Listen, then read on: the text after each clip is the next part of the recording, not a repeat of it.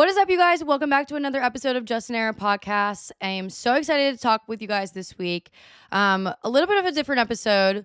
I know I tried my best to be like a positive, happy, giggly environment, but I wanted to talk this week about just grieving the loss of a family member, friend, because I'm currently going through that process this week. So if this episode is going to be a trigger warning to any of you guys, later on in the episode, when I do start to talk about this, I will give a big warning. But first, obviously, we'll do the weekly catch up and everything else. So let's get into it. I'm not going to be doing a giveaway. I didn't do a giveaway last week, and I'm not going to be doing it this week as well. Just like I said on the Instagram, I just need to take some time for myself. So I'm taking a little bit of a step back from just a lot of the responsibilities that I do have on social media. So that one obviously being the giveaways this week and just that Instagram in general. I haven't really been super active on it. But make sure you're following the Just an Era podcast on Instagram and you rated the show at 5 stars. It would mean the world to me, you guys. And I also love reading all the reviews.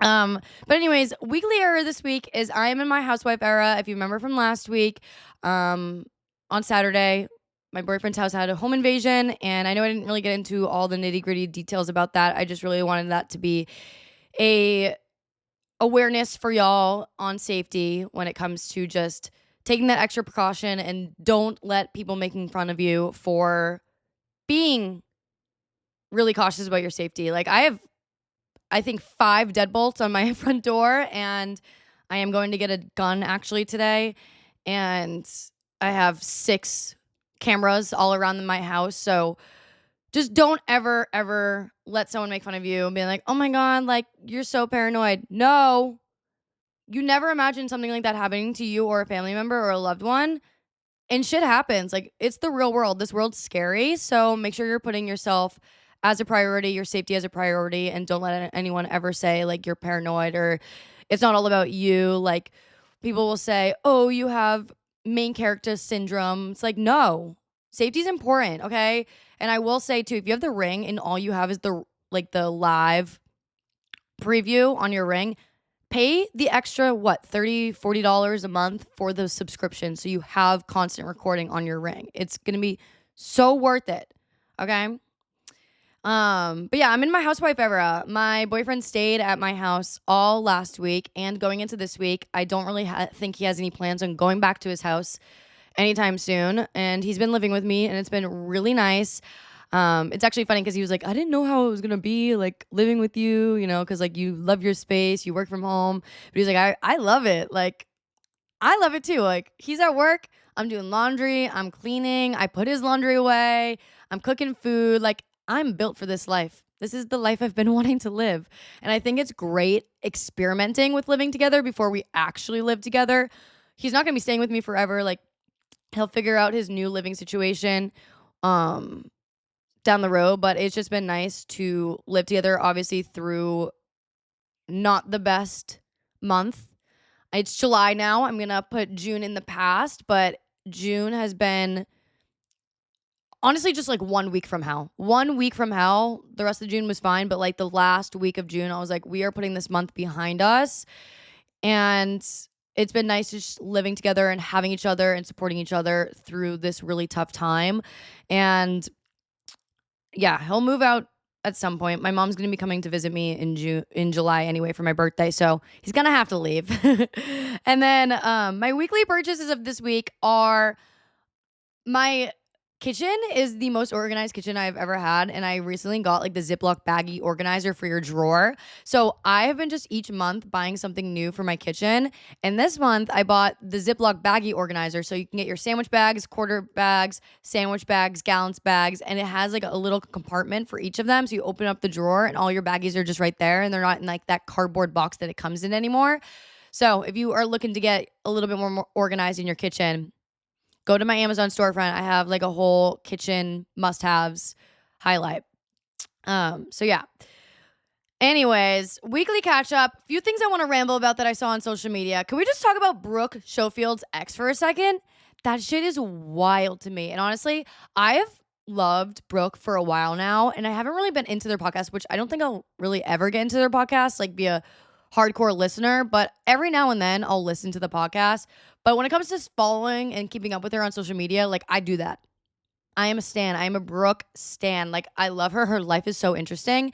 And she's real. She's a real one. She's just been going through it. And the fact that her ex, like that whole story time, if you have not watched it on TikTok, 13-part story time about her ex from about a year or 2 years ago. His name is Clinton Kane. He's like supposedly an Australian singer, but he lied about his entire life. He lied about his age to Brooke. He lied about being Australian, so he faked his accent. He lied about the death of his family members, like crazy stuff.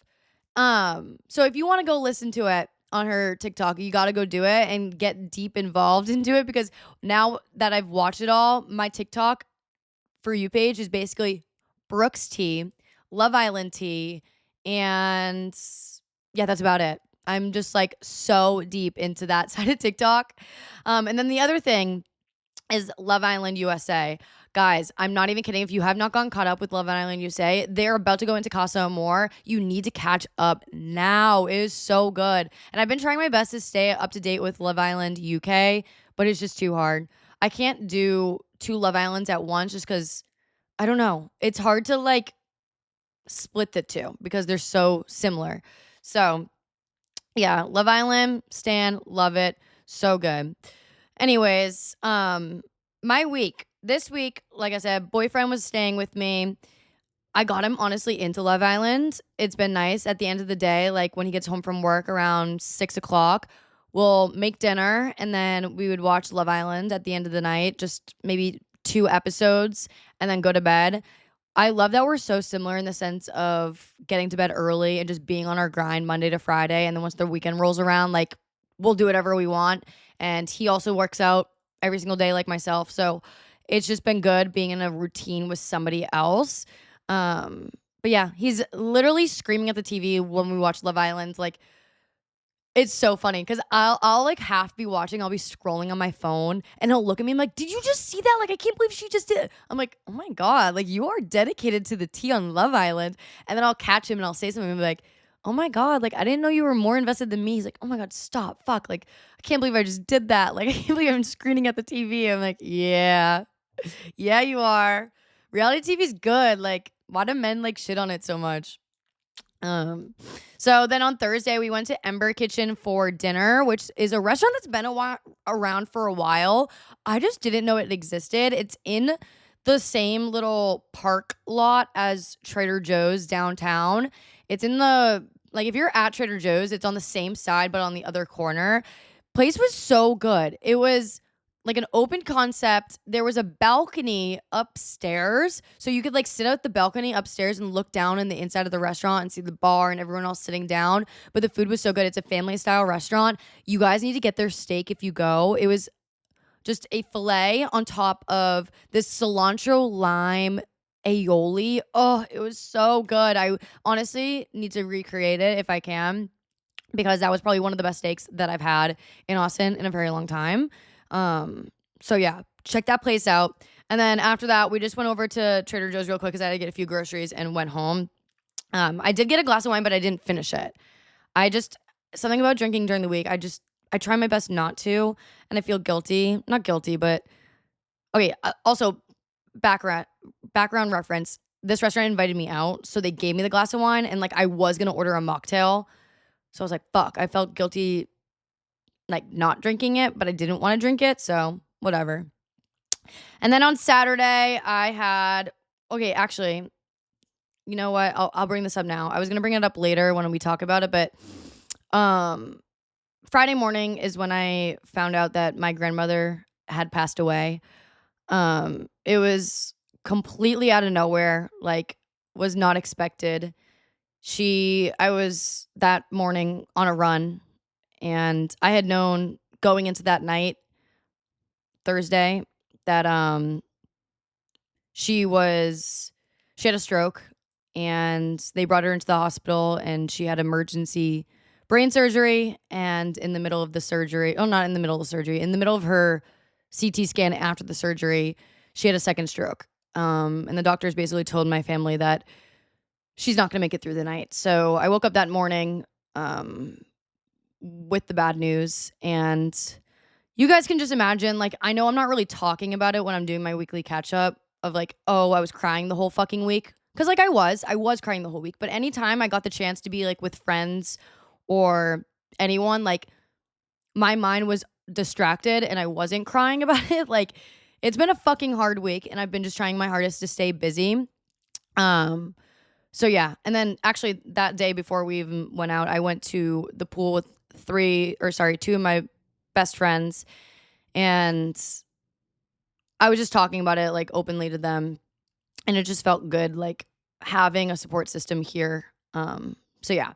Anyways, I went into the weekend knowing that I really just needed to stay busy because the services for my grandmother are not till next week.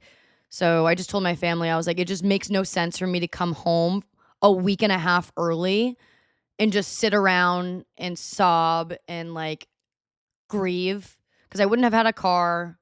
I would have been just sitting there like at home. None of my friends live in my hometown really anymore. So it's like life needs to go on. You got to keep moving forward. And I'm trying my best. So that's what I did. I'm staying through this weekend and going home actually on Friday to be with my family. But anyways, so Friday went over to San Matero's Pizza for their lemon basil pizza, which guys was so freaking good. If you're gonna do either make your own pizza nights or you live in Austin, you need to do the lemon basil pizza. It was so good. I never thought you could slice lemon slices like you would with a tomato, put it on a pizza, and it would melt in your mouth like a tomato would. Like it was so good. And as you're eating it, the lemon juice is just like dripping off the pizza. Oh, it was so refreshing. And it's all you need for summer, really. Like there was no tomato sauce. I don't even know what the sauce was that they used, to be honest, but it was fucking bomb. So we had a pizza there, and I was like, oh my God, literally see you in 12 hours because I have to be back here tomorrow morning for the Raw Dog Run Club. But before that, we went over to this new place called Cabana Club. It's over on 7th. The concept has not opened yet, but it was a soft opening just because I got invited over because my best friend is friends with the owner. So I went over to the soft opening, and it's like a pool. It's basically Vegas style. So it's a pool in the back with a bar. There's like tables and cabanas. It's just giving like not Austin, Texas. It's cool vibes in there. The drinks were awesome. I only had one drink just because I knew I had to try the mint mojito, which they said they were going to be known for. So really good. And then pretty much just went home and watched more Love Island and went to the Raw Dog Run Club in the morning. I try not to really drink on Fridays just because I like to work out Friday or Saturday morning and get a nice sweat in so I can enjoy the rest of my Saturday. So went to the Run Club, which was really fun this week because I met a lot more than y'all than I ever thought I would. Like every 2 seconds. And a few of you said came up to me and you were like, I came here alone, which I thought was sick. Love the like confidence to just show up by yourself. And one of you said, oh, I'm here by myself. Like, do you know anyone running in this pace group? I would love to like talk to someone just so I have like one person I can like run with. And that's what I think is the best part about it is the pace groups. Once you join a pace group and you're about to start running at the Raw Dog Run Club, everyone's talking to each other. Like I was chit-chatting with like 5 or 6 girls in my pace group, like majority of the time. And it's good vibes. I love the run clubs here. A lot of fun. So yeah, went to that, and then I had a skirt home real quick because I had a brunch with a bunch of couples. Pretty much everyone in my friend group is in relationships. So we had a brunch over at one of my friend's house downtown. They did champagne and Cane's chicken fingers, which I had a gut feeling. When I got home from the run club, I was like, I should probably eat before. I was like, I just know I'm not going to like any of the food that they're going to have served up there. And so, yeah, I ate before. I had breakfast. And then I get there, and all it was Cane's chicken fingers. And I was like, I just don't want Cane's chicken fingers. Like, I'm so happy I ate. Yeah, it was literally just champagne and Cane's. And so did that, and everyone else is getting like drunk. They bought 12 bottles of champagne. I was like, I wasn't planning on day drinking, especially for me when I'm like grieving any type of like loss of someone or anything. Like drinking is not the answer for me. So I'm trying to like avoid drinking too much. So I was like, okay, I'm not going to drink. Like, don't want to do that. So they all decided last minute that they didn't want to go to Barton Springs because that was my plan. I was like, I'm going to go to Barton Springs. I've been wanting to go, haven't gone this year. So me and my boyfriend went over to Barton Springs and the rest of them just stayed at the apartment and went to the pool and kept drinking. I was like, that's totally fine. Like, I'd rather just go do my own thing with my boyfriend. If y'all are going to get hammered at the pool, like, okay with me. So went over to Barton Springs. If you guys go to Barton Springs, it's basically a man-made pool and it's connected to Lady Bird River Lake, whatever you want to call it.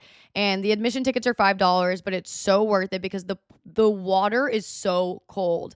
And on Saturday it was around like 95 degrees. And we get there. The pool is surrounded by just a bunch of grass, but like hilly grass. So when you're laying, you're kind of like at an incline. So you feel like you're kind of sitting upright, but you're laying. And so we made a little section for ourselves. We would lay for an hour and then jump back in the water, lay for an hour and just like repeat that. Just because the water is really deep in majority of the areas of the pool. So you're going to be treading water most of the time unless you go to a certain section where you can touch the ground. But we were too far from that. So it was just like kind of a hard workout to be treading the water for like 15 minutes. So we'd go in for like 5 minutes, get out, tan, go back in. And it was just nice to kind of change things up because I've been doing a lot of boats and pools lately. But I've been meaning to get over to Barton Springs, which if you are an out of Austin not an Austin resident, you can still go. It's just $9 for a ticket. So, but they didn't even check an ID. So honestly, I feel like you could just lie and be like, yeah, Austin resident. And like they would have no idea because they don't even check. They just trust you. So was over there for a while. And because I only had breakfast and like 2 chicken fingers before getting over there, I was like, I'm fucking starving. So me and my boyfriend left around like 3 o'clock and went over to the Whole Foods Hot Bar and got some food. Loaded up on the chicken there. I fucking love their chicken thighs, the chimichurri chicken thighs.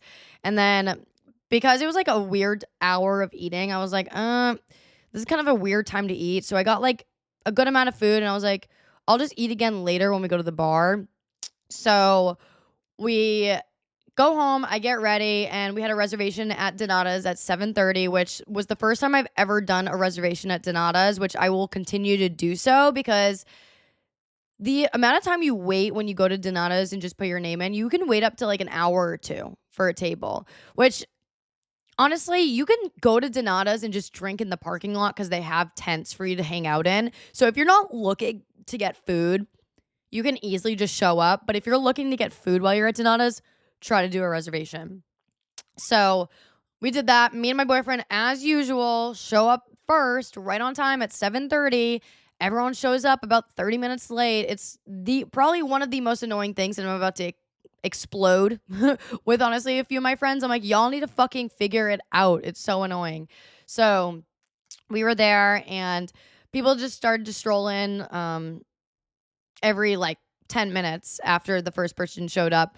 And we all got the margs. They limit you to 2 margs. And I got a regular one and then a frozen one. They had a frozen papaya one, which was so yum. And I honestly took a while to drink them just because, like I said, you get limited to 2. And we were there for probably like 2 hours. And after I finished my second one, I at this point was like so drunk. I was like, fuck, I'm not, like, if we go to another bar, I'm not getting another drink. This is it for the night. And it's funny. So when I was there, I saw one of my other friends with a few of her friends and I called her over. I was like, hi. And this is the second time I've seen her wearing this certain pair of shoes. They're like these little pointed toe kitten heels. And I was like, girl, you need to tell me where these are because each time I've seen you, I've complimented those shoes and I need them. So she just sent me like the link right when we were standing there and I ordered them. I was like, yep, they were $100, but they're so cute and I'm probably going to wear them on my birthday. But yeah, so bought shoes while we were sitting at Donata's. I was super drunk. We were all just hanging out.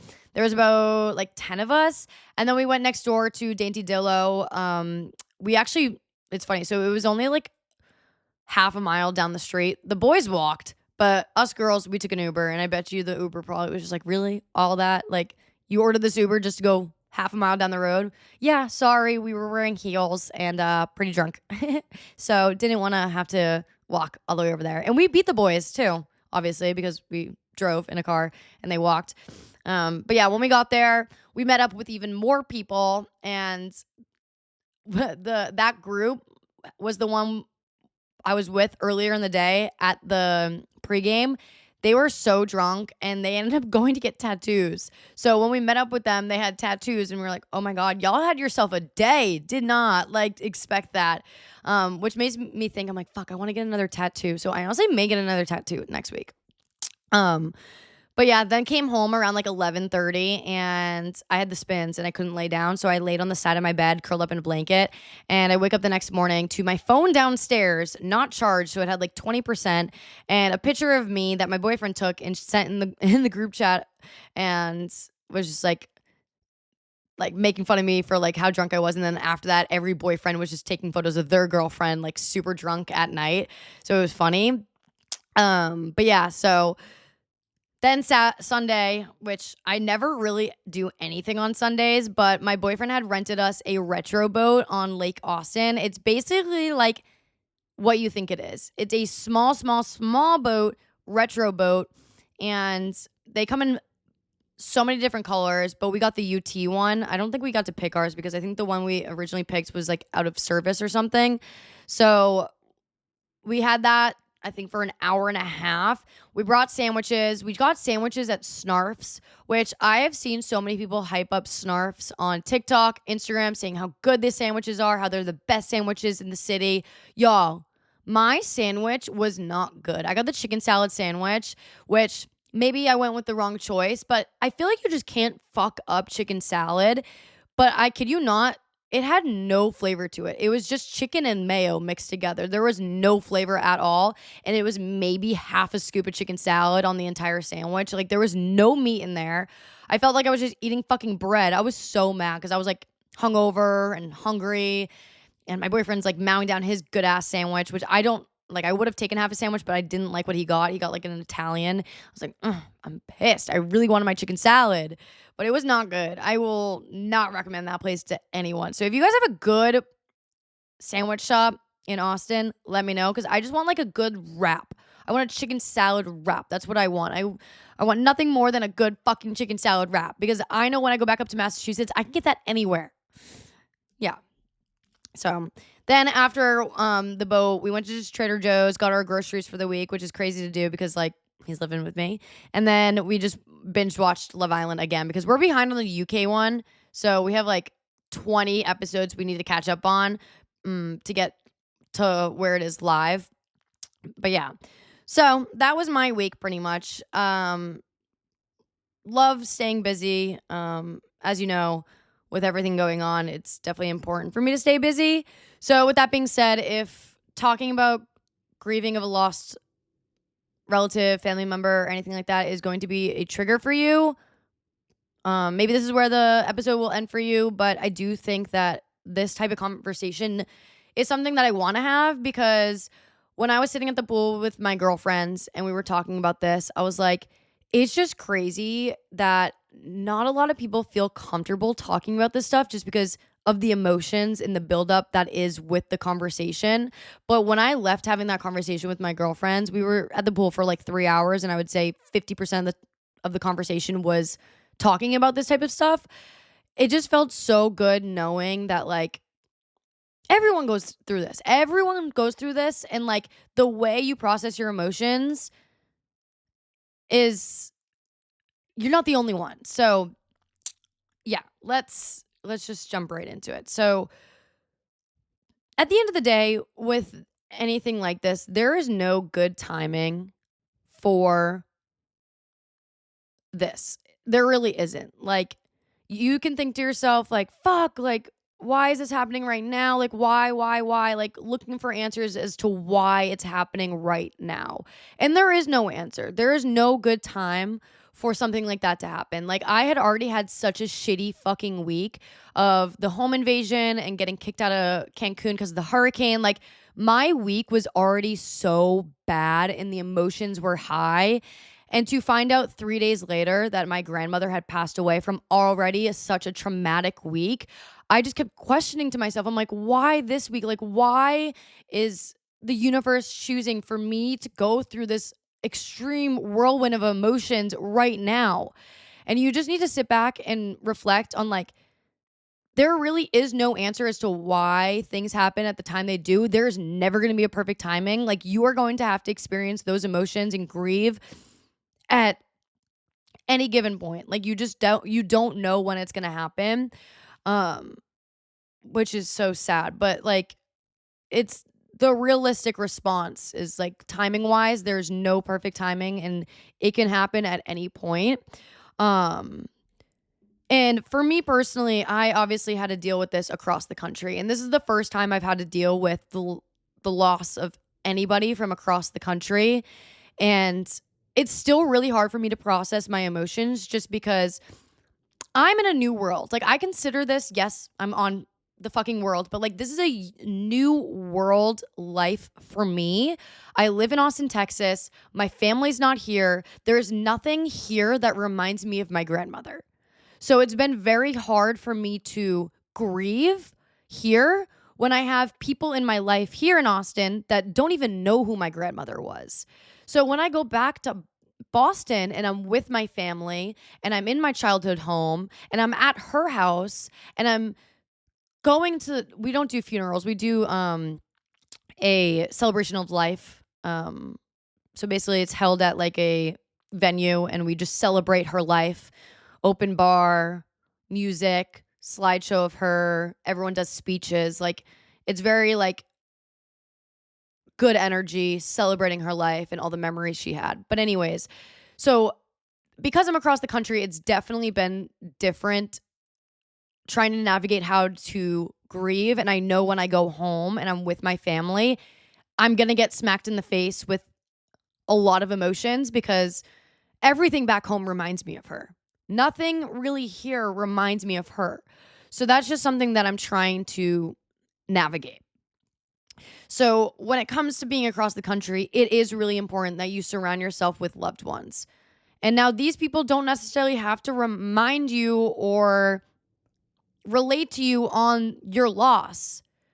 They just need to be there for you to feel comforted, for you to be able to have that conversation of like the emotions you're going through, or even just distract you and have good energy, good vibes, and just be there for you when you're at a low point. And that's what I've been doing, is just really hanging out with a lot of people. Like, I'm so fortunate that this is happening during the week of my boyfriend living with me, because if I was living by myself and like going to bed every night and waking up every morning by myself, like, it would probably be so much harder for me. Like, I've done a lot of crying. Don't get me wrong. Like, I've done a lot of crying with him here, but a lot of it definitely has been held together just because I've had a distraction. I've had my boyfriend to talk to, but like, living alone, it could definitely be a little bit harder. So, yeah. But which brings me to the guilt of someone passing, because this is now my third person in my close circle that has passed away in the last like 6, 7, 8 years. And the very first time I had to go through this, it wasn't a family member, but it was a close friend. But it was a close friend from high school. And I was in college when she had passed away. So I really experienced the guilt of like, why didn't I stay in touch with her when I went to college? Why didn't I ever reach out to her? Or why didn't we like, why? It's my fault. I feel this way. Like, I wish I had a better relationship with her when we like went separate ways in school. Like, I had a really, really tough time with that. Really tough time with that, with the guilt of I could have done certain things differently. And you really need to not let yourself get to that point of the guilt, because it will eat you alive. It will eat you alive for sure.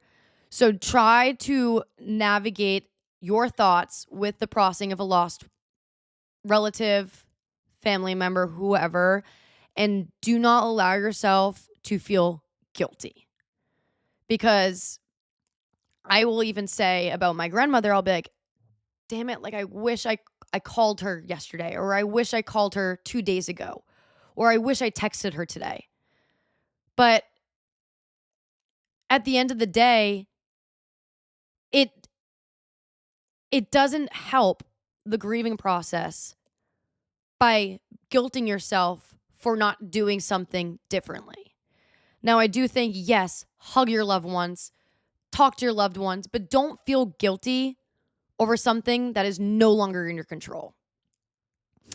And then when my grandfather had passed away, I realized, which was like a few years later, this was about 3 years ago, that I would catch myself with the feeling of guilt. I felt myself doing that. And I was like, Sam, you need to stop that because it will eat you alive. You need to go through the process of thinking about the memories, thinking about the positive things, and the way that person impacted your life.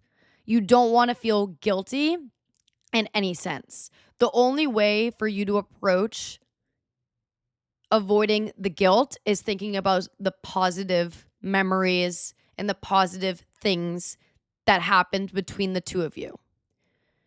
So instead of saying, oh, I wish I texted them yesterday, be like, I am so happy that I got to have those few phone calls with her or him.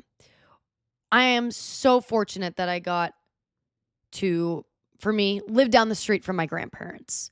Like, you just need to be positive through those dark times. And I know it can be hard, but just promise me thinking about the good things will help you so much with grieving. And with those positive memories comes keeping busy. It can be really easy to just sit around and slug and lay in bed, lay on the couch, and have no motivation to do anything. But even for you, so I'll actually say this. Even if you are a friend and one of your friends is grieving the loss of somebody, reach out to them, make plans with them, go get lunch. Don't just say, I'm here if you need it. Because when someone's at a low point in their life like that, they're not going to proactively make plans. So if you are trying to be a supportive friend you see someone going through the loss of someone, make the plans. Because it can definitely be hard once you are in that hole, in that dark place, to proactively reach out to somebody. So be that supportive friend, reach out to them. And if not, if you are that person that's going through the grieving process, reach out to a friend. Say, hey, would you want to go get coffee? Hey, would you want to go on a walk? Hey, would you want to go to the gym with me? Doing things with other people will really help you. And then talk about it because it really helps. Relate. Some people, or not even some people, but you may feel when you bring a conversation up like this, someone's not going to want to talk about it because it's going to bring up emotions and it's going to bring up some not so great memories of that grieving process. But when you talk about it, it just feels so nice knowing you're not alone and other people have gone through that. And the way you're processing your emotions are pretty similar to somebody else. And when you talk about it and you let your emotions out and you process it, it will later down the road help you when you have to go through that process again. And it will help you understand how to feel, how to grieve, and how to get through a dark time like that. And I think having a grasp on that grieving process and how you specifically are going to handle that grieving process will help you down the road. Which again, like it's not going to be the same for anyone, like their grieving process and how they go through things, but like be open-minded to talking about it with people, be open to staying busy. And if you're across the country like myself and you don't have a lot of family with you, just I think that is honestly the best way to get through it is staying busy. Now I'm going to be going home and I'm going to have another whole wave of emotions that I'm going to go through with the ceremony and seeing my family and all of that, which I think because I've done so much thinking and reflecting, like I will have a better grasp on it than if I just kind of bottled everything up right now before getting home. So because I've talked about it with friends, I've gotten my tears out, which I'm probably going to cry again. I've been crying every day, but because I have a better grasp on it, I won't just bottle the shit up and explode next weekend. So yeah, my family does a celebration of life. We did it for my grandfather, and it was during COVID actually. So we had to do it in my backyard. We had a whole tent. We had a pop-up bar.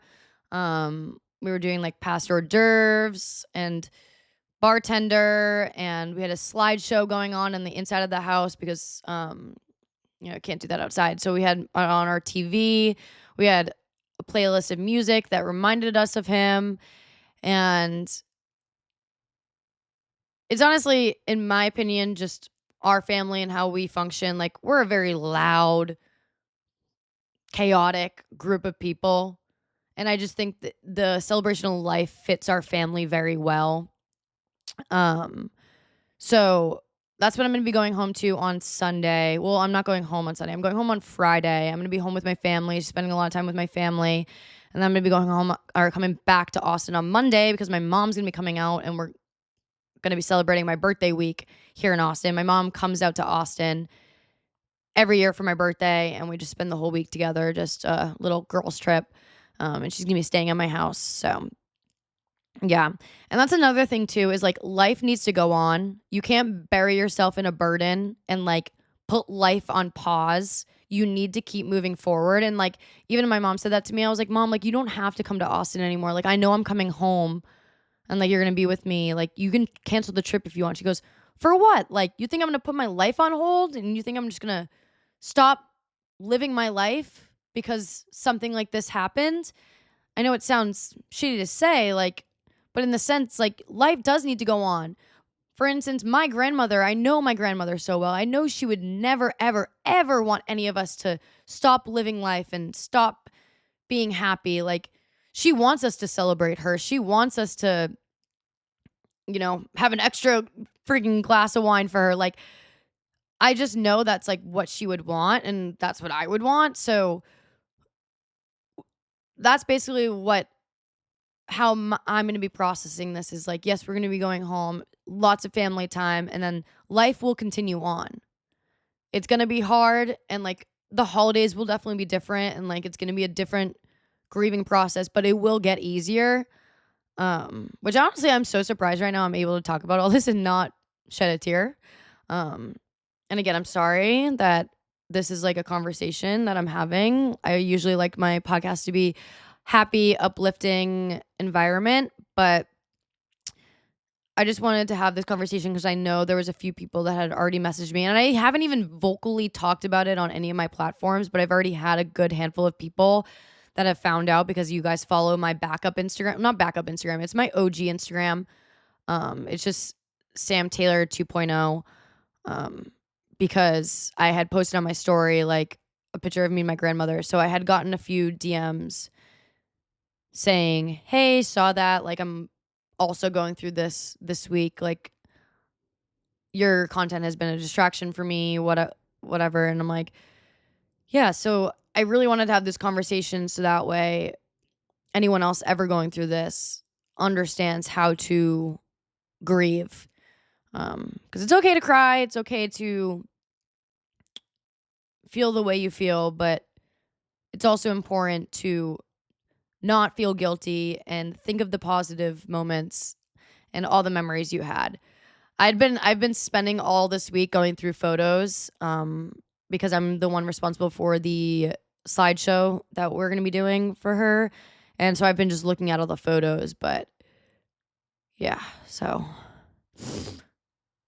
anyways, I think this probably is going to be a little bit of a shorter episode. um, which is okay because, you know, we're not always going to have our best weeks. And hopefully going into July, it's going to be a lot better. July is my favorite month. We got the 4th of July. We got my birthday. I'm going to New Jersey at the end of the month. So only positive vibes from here. And I love you guys so much. Stay safe out there. And thank you so much for always just being there along the way in this journey with me, because life is a fucking obstacle, okay? It's not easy.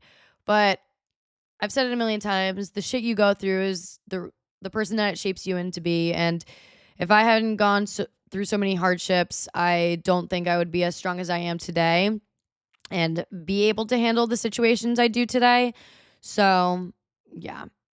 But love you guys. And I will see you guys in the next episode. And we will have some fun, good vibes next week. Love y'all. See you next week.